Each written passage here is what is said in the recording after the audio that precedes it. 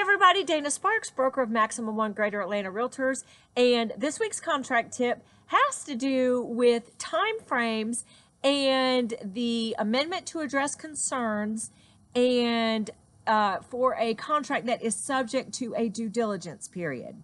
And the issue has come up, and just want to make sure that everyone is clear on these issues and the amendment and the time frames. So when a contract is subject to due diligence, that due diligence period is in essence an option contract for a buyer. In other words, the buyer has the option during that time frame to terminate the contract for any or no reason under no penalty. That means that at the end of the due diligence time frame, prior to the end of the due diligence time frame, a buyer can terminate. And if they do so and send notice according to the contract prior to the end of that time frame, their earnest money will be protected and they will get that back. So what does a buyer do to determine if they're going to proceed with the contract or terminate? Well, there's a whole variety of things they can do. They can check out the zoning of the property. They can check out the distance to work. They can verify their financing. They can make sure people that they love the house. One of the other things that a lot of buyers do is they will have a variety of inspections done. They'll have termite inspections done. They'll have roofing inspections done. They'll have structural inspections done. They'll have an independent home inspector inspect the property. So these are all options available to a buyer to help that buyer determine if they are going to terminate the contract or proceed with the contract. So the time frame of the due diligence period, if you put X number of days, let's just say, for example, the buyer and seller negotiate 10 days due diligence period. That means the buyer has until 11:59 p.m. The 10th day from the binding agreement date to terminate and send notice of that termination to the seller and not be penalized. In other words, protect their earnest money. So that's what the due diligence time frame is, period, end of story. It's just a right for the buyer to terminate. It's not a right for the seller to terminate. It's just a buyer option. It creates a mini option contract within the broader context of the whole purchase and sale agreement. So we have this issue of the amendment to address concerns.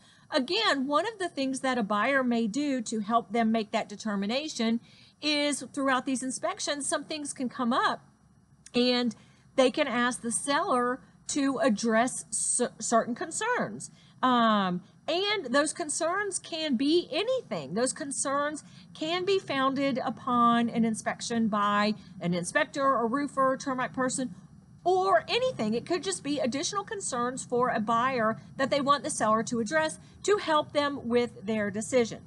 Now, these are two completely separate issues. So this amendment in GAR, it's GAR F704, Amendment to Address Concerns with the Property. Now, the issue that has come up, or that I just want to clarify, is the time frames of all this. So this amendment to address concerns with the property, it does state on the amendment that it is to be used if the contract is subject to a due diligence period. That has nothing to do with the timing or the number of days of the due diligence period. It's just identifying this amendment as opposed to a contract that is subject to inspection. That is a whole separate thing. A buyer under due diligence is not required to have an inspection, and the repair issues, if any, that the buyer wants the seller to address don't have to be from an inspection report. An inspection report oftentimes isn't even sent to the seller. So a contract that is subject to an inspection is a whole separate animal. And actually, I think maybe I'll do another separate video on that. But that is the only reason that this amendment states to be used only if contract is subject to a due diligence period.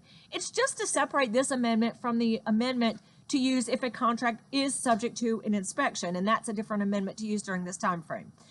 It does say that the undersigned parties amend the aforementioned agreement. It shall be to the mutual benefit parties to do so. And it does say, in consideration of the seller agreeing to address certain concerns of the buyer with the property, all parties agree that if this amendment is signed by the buyer and seller and delivered to both parties the remainder of the buyer's due diligence period shall or shall not terminate. But that's the only thing that is addressed other than what the buyer and seller negotiate. So on this amendment and on any other amendment right now that GAR has, there is no time limit on this amendment. The time frame of an amendment being negotiated between a buyer and a seller does not coincide with the buyer's due diligence period. That buyer's due diligence period, again, is just a time frame under which the buyer may terminate under no penalty if it's terminated and notice of that termination is delivered. But if a buyer and a seller are in the process of negotiating an amendment to address concerns with the property, if you go past, let's say the buyer has proposed this amendment to the seller, and we go past the buyer's due diligence time frame. Well, in that instance, there's absolutely no incentive for a seller to address any of those concerns because the buyer has passed their time frame under which to terminate and not be penalized and not lose their earnest money. But like any amendment, a buyer and a seller can amend the terms of the original contract at any point in time. So let's say, back to this example, let's say a buyer has sent an amendment to address concerns to a seller, and let's say the seller has negotiated some of those items on that amendment and sent a counter amendment back to a buyer. Well, if you go past the buyer's due diligence time frame, if there wasn't any verbiage in that amendment regarding any time frame or time limit open for acceptance, that amendment is still out open for acceptance if it hasn't been withdrawn. So let's say buyer writes an amendment to the seller. Seller writes a counter amendment back to the buyer to address concerns. We go past the due diligence time frame. Buyer then signs that counter amendment from the seller and sends it back to the seller. Well, those terms are still binding upon the parties. That amendment is still an intact amendment, even though it was accepted and notice of that acceptance of that amendment was sent back to the seller after the due diligence time frame, because the seller never withdrew that amendment, and there was no, unless you write any verbiage on there that the terms of this amendment to address concerns, there's a time limit on there. So don't get confused. An amendment is a completely separate issue from a buyer's due diligence time frame.